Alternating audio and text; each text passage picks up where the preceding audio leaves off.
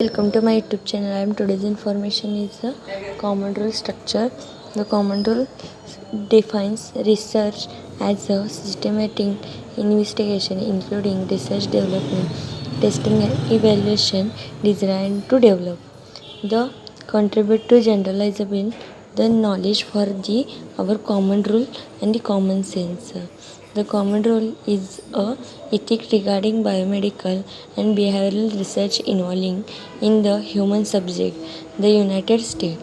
The common rule is the baseline standard of ethics by which any government funded research in the America is a holder, and the common rule structure for the most important in initially adapted and in 1991 created an overarching guideline for federally funded human subject research to provide oversight both in response to prior ethical transgression and to present a defined unified ethical and regulatory framework for the future.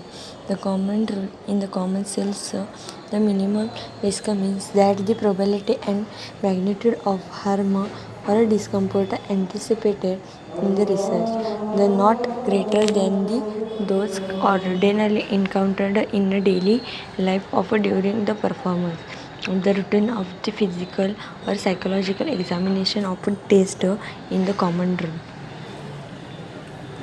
The first federation regulation for human subject research in National Research in Act 1974.